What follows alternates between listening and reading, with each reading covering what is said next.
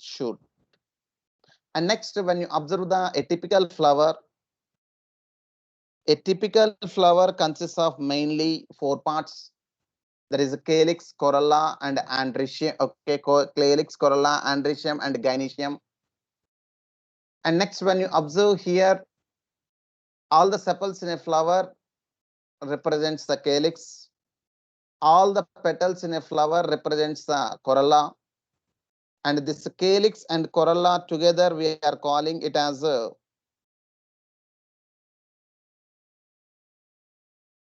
non-essential parts of a flower or accessory parts of a flower, because they are not directly participating in a sexual reproduction. Okay.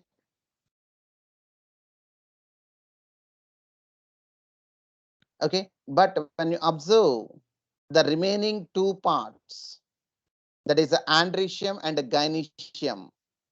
Okay, the androecium and gynoecium are reproductive organs, or they are considered as the essential parts of a flower, because they are directly involved in a sexual reproduction. Okay, as they are involved in a sexual reproduction.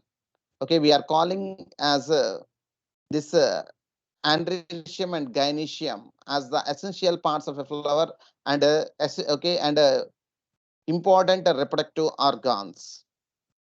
Okay, and next, when you observe here, okay, in most of the plants, okay, when you observe the flower, okay, the flower, okay, the sepals and petals, or the calyx and corolla, are clearly differentiated. Okay, that is, we already said that the sepals are green color, small leafy structures, they are green in color and occupies the outer wall. And the corolla, which is represented by the petals, are colorful parts of a flower and occupies the second wall of a flower. But in some plants, okay, the flower possesses the calyx and corolla, which are undifferentiated. That means we can't able to distinguish sepals from petals or calyx from corolla. So in some flowers like a lily, the calyx and corolla are not distinct. Okay, not distinct. Okay, that means they are not differentiated. They look similar. Okay, the outer calyx and inner corolla appears similar. Okay, so in that case, if you are unable to differentiate the calyx from corolla, and they both are similar in structure and shape, then such a structures we call it as a perianth.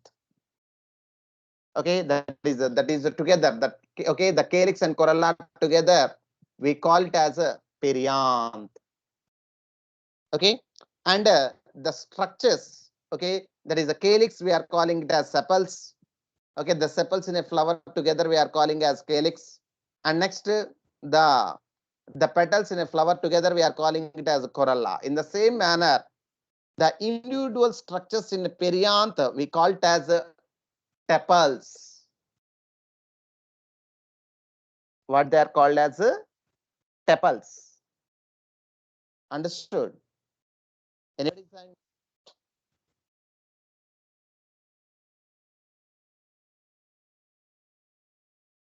Understood what is meant by perianth? Okay,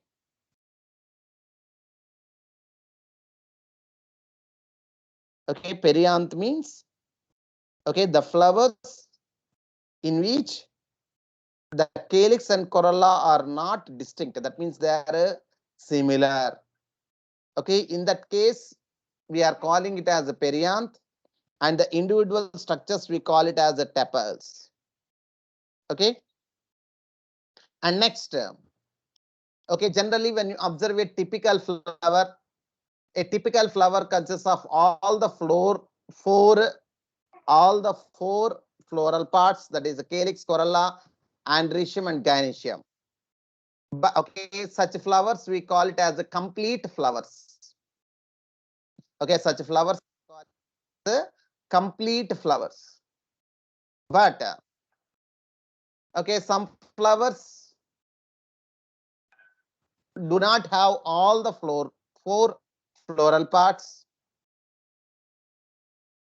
Okay, that is, for example, we can see the calyx and corolla are not distinct. We say perianth. And the same time, okay, the flower may possess either androecium or gynoecium. That is the male reproductive organs. Okay, the androecium represents the male reproductive organs of a flower, and the gynoecium represents the female reproductive organs of a flower. So the flower possesses either androecium or gynoecium. That means the flowers are either male or female. Okay, that's okay. Such a flower is called unisexual flowers. So if the flower consists of either stamens or carpels, not both. Okay, either stamens or carpels, then such a flowers we are calling it as unisexual flowers, and the flowers are described as incomplete flowers. Whereas the flowers which possess all the floral parts, okay, that is the calyx, corolla, androecium, and gynoecium. That means both male as well as female reproductive organs. Such flowers are described as bisexual flowers, and they are described as complete flowers. So that is what we can see here. So when a flower has both androecium and gynoecium, it is a bisexual and said to be complete. But a flower either only stamens or only carpels is described as unisexual flowers. There is a male flowers, female flowers. Such flowers are described as incomplete flowers because they are not having okay all the structures as a typical flower. That's why such flowers, such unisexual flowers, we are describing as incomplete flowers. Okay. Anybody is having any doubt?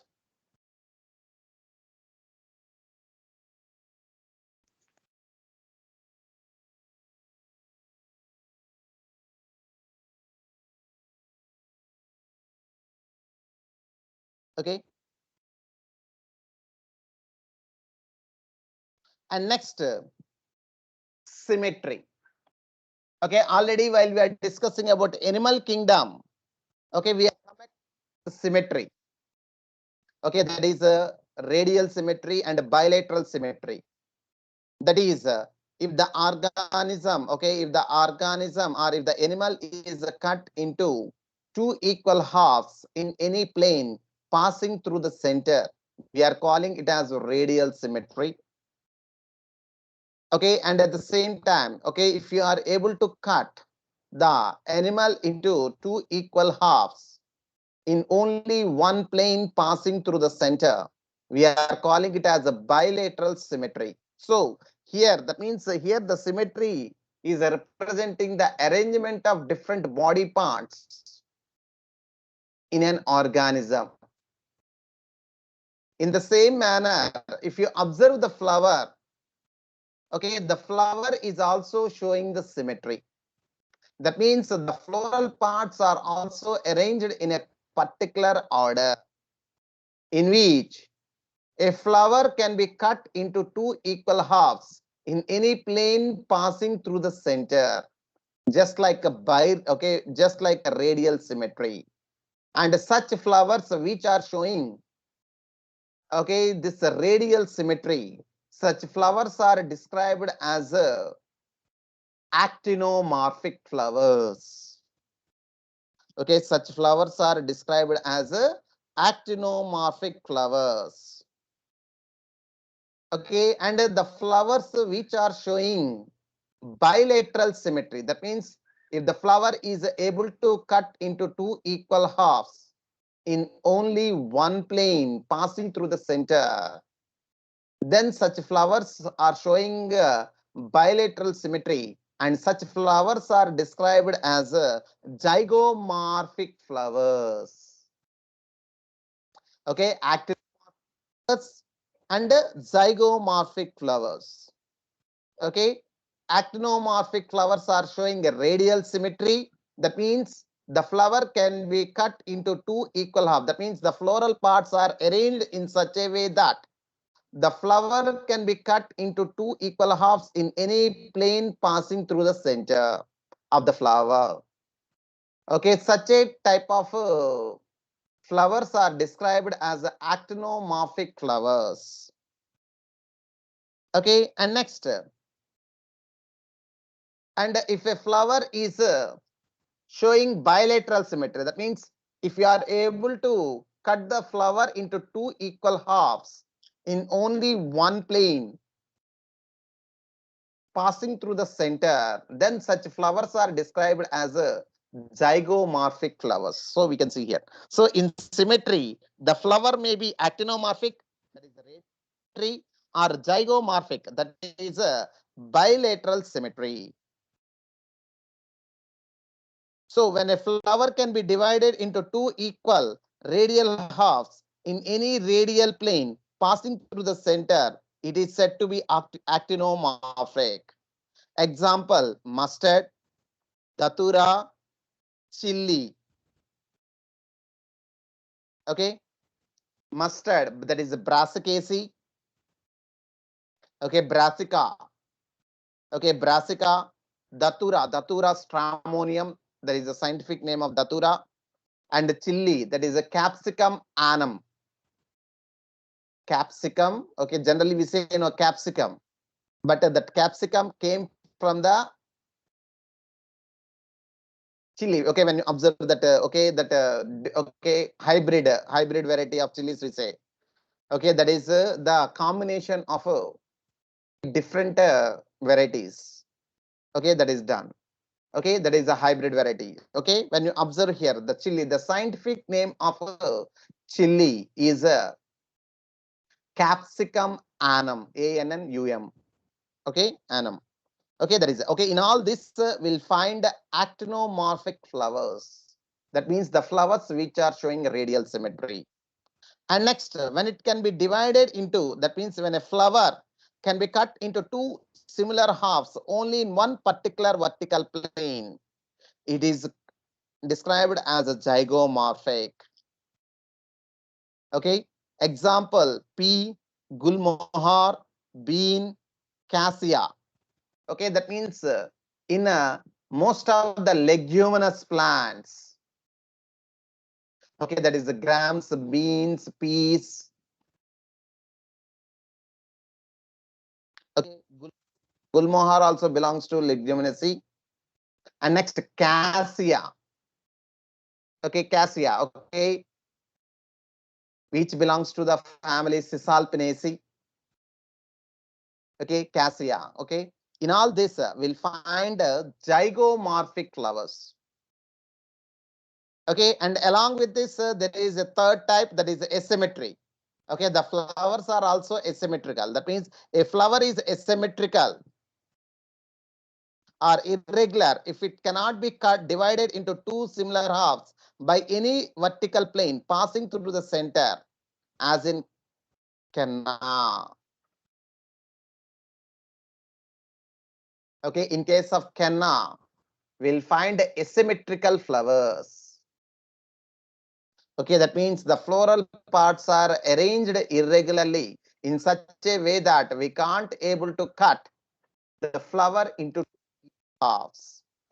Such flowers are described as asymmetrical flowers, and it is present in a canna. Okay, that is about the symmetry of the flower. Anybody is having any doubt regarding the symmetry? No, sir. Yes. And next, coming to the types of flowers based on the number of floral parts. Okay, before we have discussed the types of the flowers based on the type of floral parts that are present, that is bisexual flowers and unisexual flowers. And next, the second one we have discussed, that is we have discussed the types of the flowers based on the symmetry, that is ectopic, zygomorphic and asymmetrical flowers. And the third one is the type of the flowers based on the number of floral parts, that are present in the flower. A flower may be trimerous, tetramerous or pentamerous. Already while we are discussing about angiosperms, while we are differentiating the monocots from dicotyledonous plants, we have come across this terms. Generally, when you observe the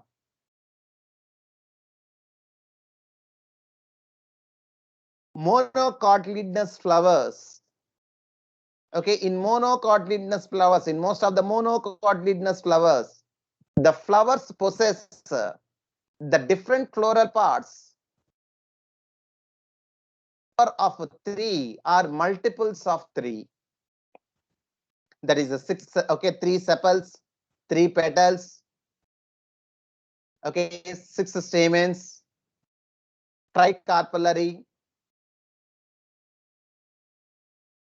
that is 3 carpels. That is like this. The floral parts are present either 3 or multiples of 3. Then such a flowers we are calling it as a trimerous flowers. It is observed mostly in case of monocotyledonous plants. And next, tetramerous or pentamerous. That means if the floral parts are present in the number of 4 or multiples of 4, we are calling it as a tetramerous. Or if the floral parts are present in the number of 5 or 5, then such a type of flowers are described as pentamerous. And this tetramerous and pentamerous are usually observed with reference to dicotyledonous plants, the flowers of dicotyledonous plants. That is so that's what we can see here. A flower may be trimerous, tetramerous or pentamerous when the floral appendages are in the multiples of 3, 4 or 5 respectively.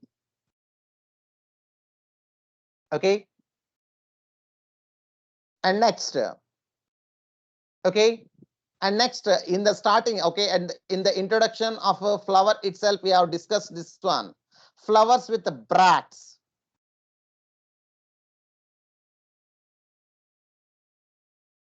The flowers with the bracts. What is a bract? Means a small leafy structure at the base of the flower or at the base of the pedicel. That is the stalk of the flower. This is a small leafy structure which is present at the base of the pedicel or base of the flower. We are calling it as a bract. If the bract is present, we are calling it as a bracteate. And if the bract is absent, or there, if the flowers are without bracts, we are calling it as a ebracteate. These bracts are meant for protecting the flower when the flower is in young bud condition. That is. So that is flowers with bracts, that is a reduced leaf found at the base of the pedicel are called bracteate, and those without bracts we are calling it as ebracteate.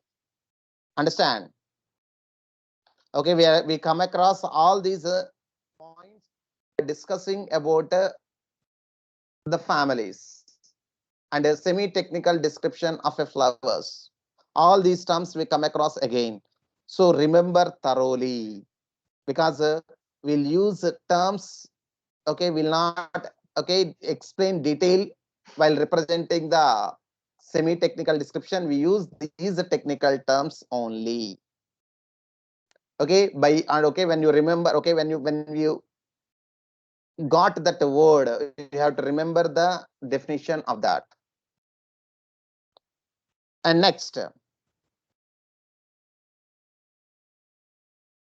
the types of flowers. Okay, the types of flowers based on the position of calyx, corolla, and androecium with reference to the ovary.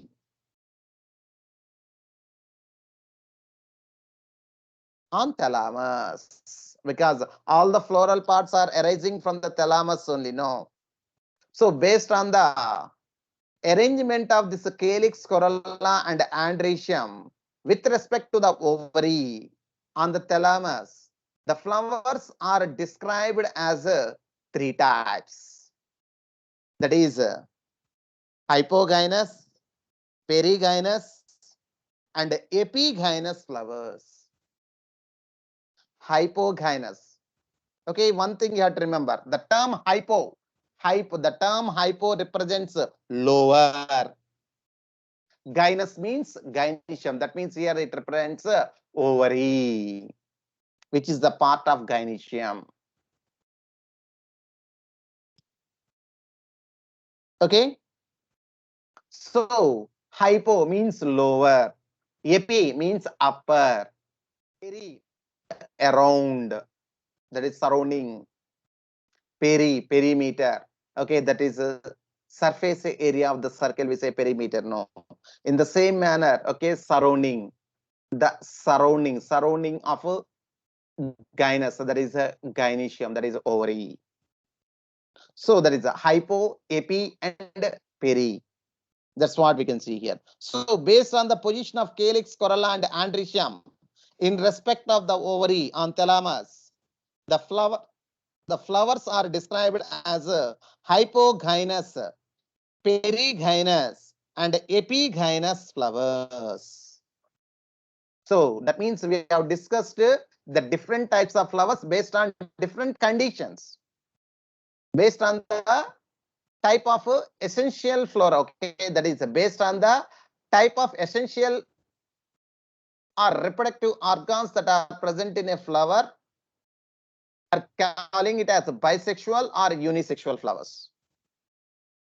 And next, based on the symmetry, they are described as actinomorphic, zygomorphic, or asymmetrical flowers. And next, based on the number of floral parts, they are described as trimerous, tetramerous, and pentamerous.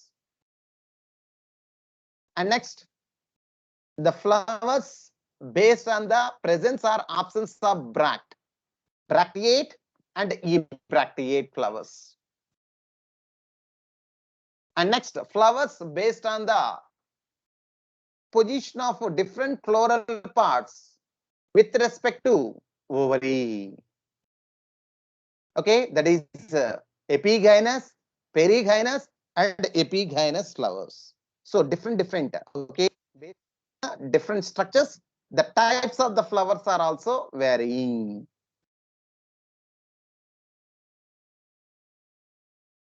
So here we can see here how many, okay, how this the floral parts are arranged with reference to ovary. In a hypogynous flower, hypo means lower, gynous means gynoecium, that is ovary. So hypo means lower, that is in the hypogynous flower, the gynoecium occupies the highest position. That means at a higher level. That means while the other parts are situated below it. That means the calyx, corolla, and androecium are arising from the lower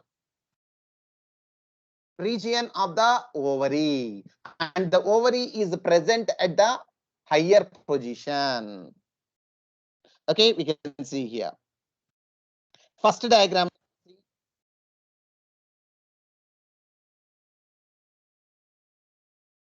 Okay, first diagram we can see. Okay, this is gynoecium, ovary, style, and stigma. So this is the ovary, and this green color structure is the expanded green color structure is the, okay, thalamus. Okay, we can see the thalamus present okay, at the higher position of the thalamus. Okay, the gynoecium or a ovary is present at the higher, that means at the tip or at the higher position of the thalamus, whereas we can see the calyx, corolla, and andrecium, they are present arising from the thalamus below the ovary. So, as the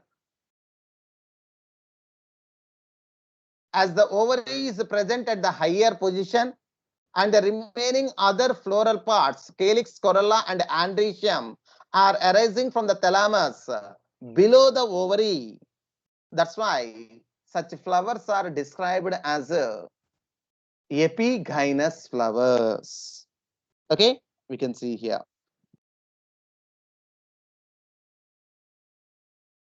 Okay, and in that case, the ovary in such flowers is said to be superior. So that means as the ovary is present at the higher region when compared to the other floral parts. So here the ovary is said to be superior. The other floral parts are on the lower end, so hypogynous. And at the same time, the ovary is present at the higher position. So that's why the ovary is described as superior. It is observed in case of mustard, China rose, and brinjal. Okay, in case of China rose, brinjal, and mustard, in all this we'll find the superior ovary or a hypogynous flower. Okay, and the second one,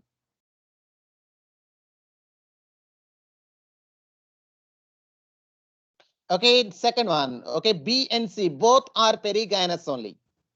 We can see the diagrams. Okay, both B and C both are a perigynous only. We can see here. Okay, the thalamus, the thalamus is not completely enclosing the ovary. Okay, that means the ovary is not completely inserted into the thalamus. Okay, partially inserted and partially present outside. And the floral parts are arising around the ovary, surrounding the ovary. We can see here. So surrounding the gynoecium, okay, the floral parts are arising.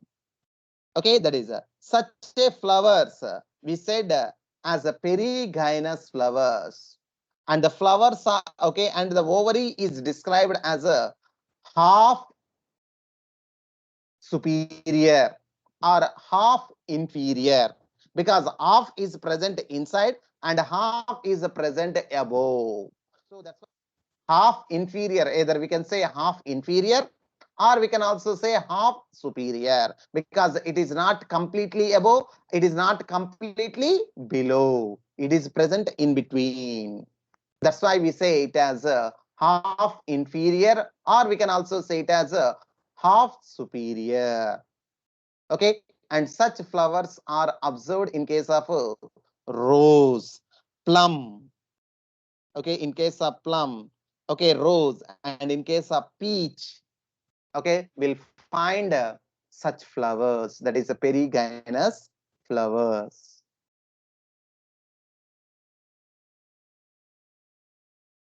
Okay, we can see here. Okay, there is. And next, if the gynoecium is situated,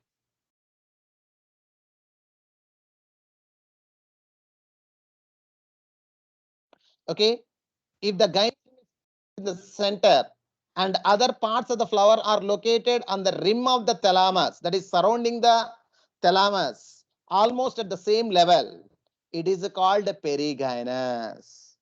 The ovary here is said to be half inferior, or we can also say half superior also. Okay, example, plum, rose, and peach. And next, the third type of flowers. Okay, the third type of flowers.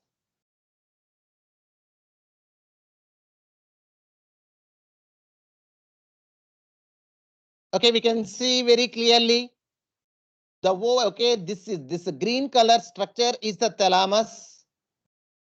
Okay, this green color structure is the thalamus. Okay, so here where can you observe? This is the ovary. Okay, this is the ovary with the ovules inside. So when you observe this ovary, okay, the ovary is completely enclosed inside the thalamus.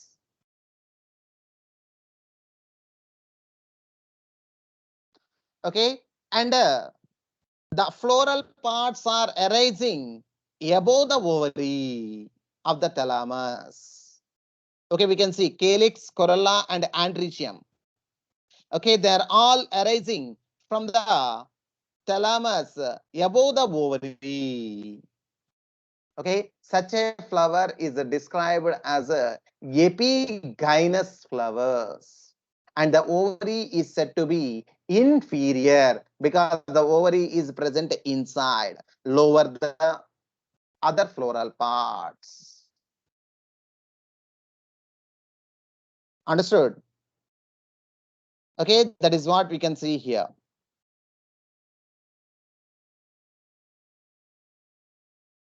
So in epigynous flowers, the margin of the thalamus grows upwards, enclosing the ovary completely and getting fused with it. The other parts of the flower arise above the ovary.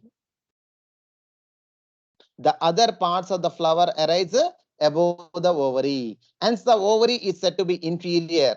And okay, as in case of flowers like guava and cucumber, and the ray florets of sunflower.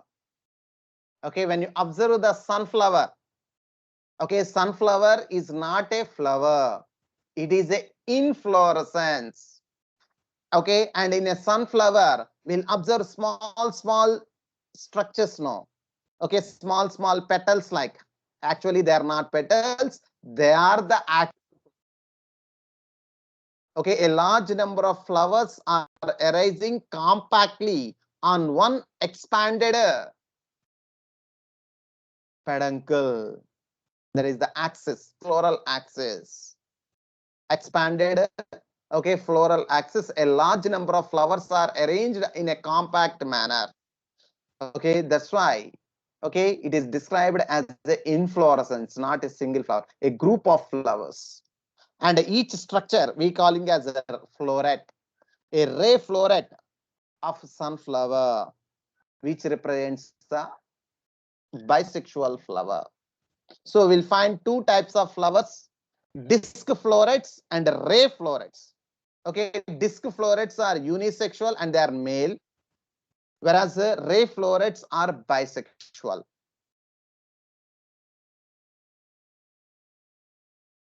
Okay.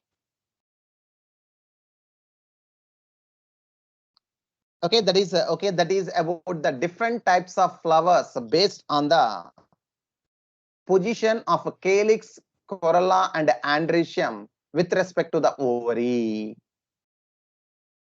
in a flower. Okay, there is a perigynous, sorry, hypogynous, perigynous, and epigynous. Superior ovary, half inferior ovary, or half superior ovary, and inferior ovary. Okay, okay, hypogynous flowers show superior ovary. Perigynous flowers show half inferior or half superior ovary. And next, epigynous flowers show inferior ovary. Okay.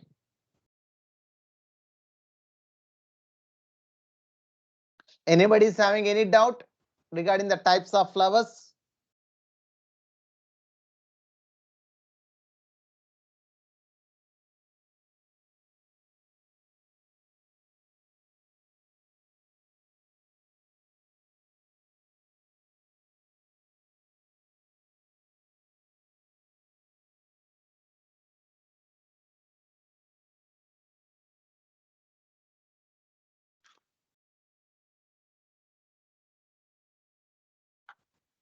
Same, anybody is having any doubt, ma, regarding the types of flowers? No, sir. Okay. Next, coming to the parts of a flower. Okay. Each flower, that means a typical flower. Here we are discussing about a typical flower. A typical flower normally has 4 floral whorls. That means the different floral parts are arranged in whorls. How many whorls? Means 4 whorls. 4 floral whorls. That is calyx, corolla, androecium, and gynoecium. Okay. Calyx, corolla, androecium, and gynoecium are the 4 floral parts that are present in a typical flower, angiospermic flower. Okay, first one, calyx. Okay, already we discussed this one. The calyx is the outermost whorl of a flower, and the members are called sepals. That means the individual structures that representing the calyx are called the sepals. Okay, generally sepals are green, leaf-like, and protect the flower in the bud stage.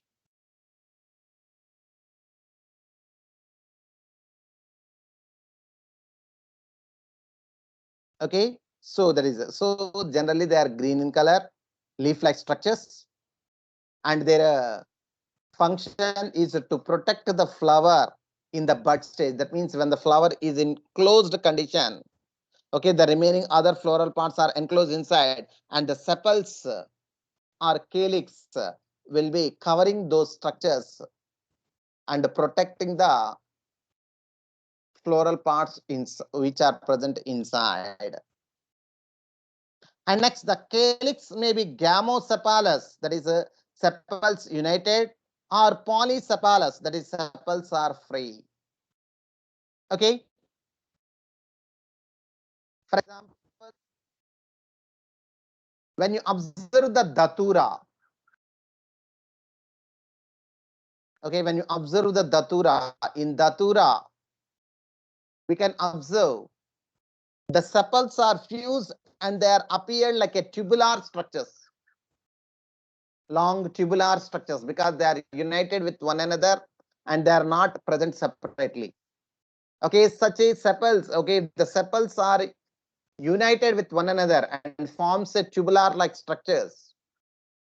Then such a sepals are described as a gamosepalous. You can observe in case of brinjal, in case of datura. Okay, in all this we'll find a gamosepalous or polysepalous. Okay, when you observe in China rose. Okay, when you observe the China rose, in China rose we can observe the sepals are free. They are not attached with one another. They are, each one is present as separate structures. So they are described as free. The sepals are free, and that is called as a polysepalous. Polysepalous. Okay, that is about this calyx. And next, coming to the corolla. Okay, corolla is composed of petals. Okay, that means the all the petals in a flower together we call it as a corolla. When you observe the petals, petals are usually brightly colored to attract insects for pollination. Okay, there is these petals are colorful and they attract insects for pollination usually.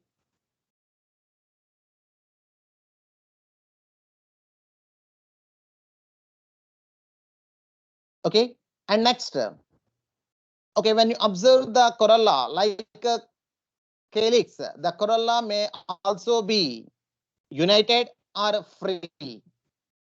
If the petals are united, we are calling it as a gamopetalous.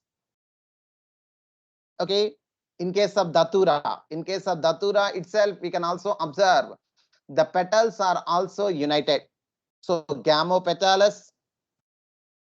And in some flowers, the petals are free. The petals are free. In case of China rose, there is hibiscus. Okay, we'll find the petals free. There is a polypetalous. Okay, polypetalous. And next, the shape and color of corolla vary greatly in plants. So when you observe the shape of the petals and the color of the petals are different in different flowers of a okay in different plants. And next, corolla may be tubular. Okay, that means they are united and forms a tube-like structure, or bell-shaped. Okay, they are united and forms a bell, inverted bell-like, or funnel-shaped, or wheel-shaped, or wheel-shaped. So they are of different shapes. Okay.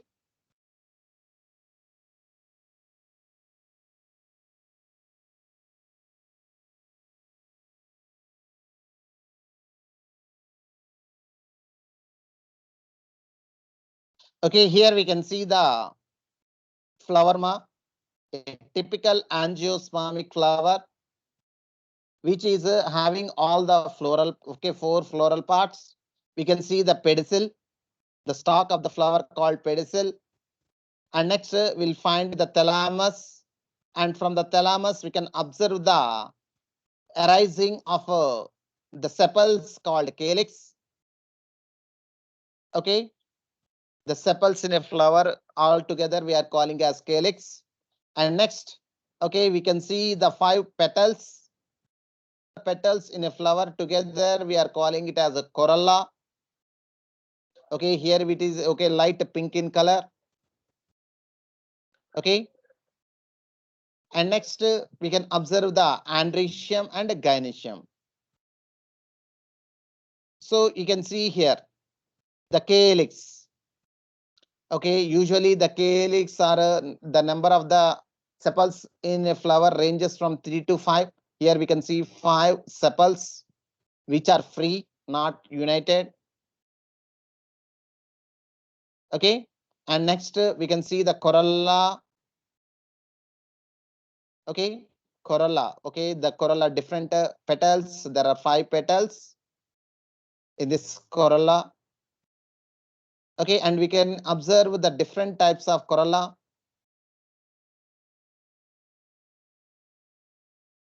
Okay, either tubular shaped or funnel shaped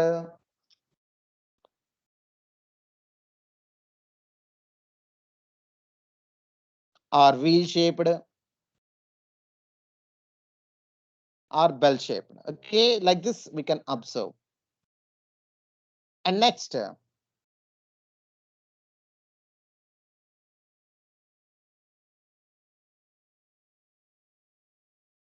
the arrangement of calyx and corolla in a flower.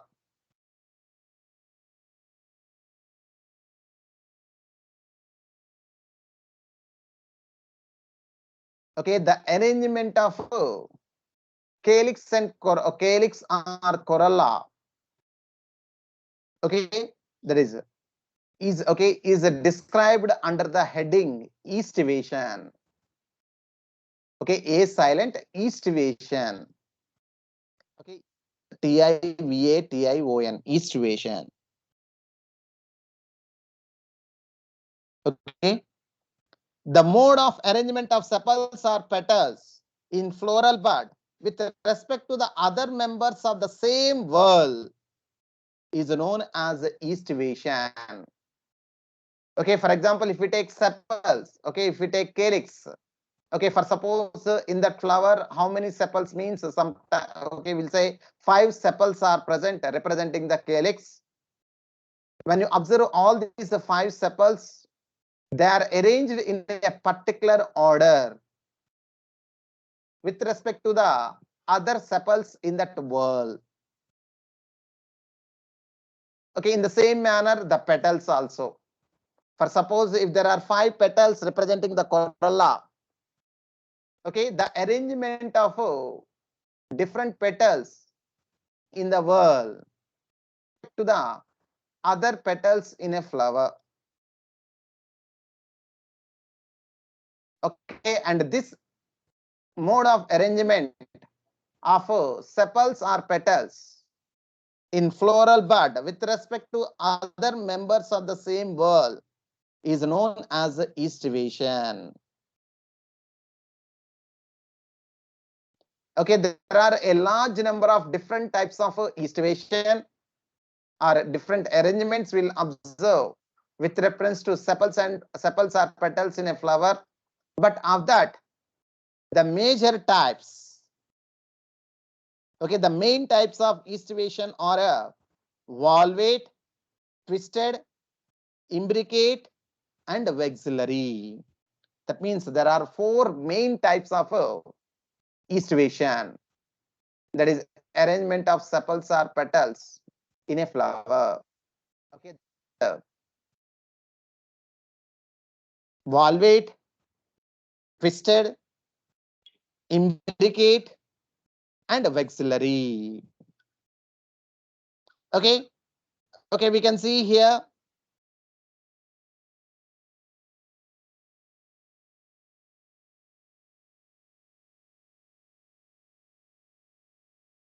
Okay, we can see here. Okay, in a diagrammatic, okay, in a schematic representation, they have shown how the sepals or petals, okay, it may be represented with sepals or petals, anything you can take, either sepals or petals. So with representation of okay, schematic representation they have shown. Okay, that is there are 4 types.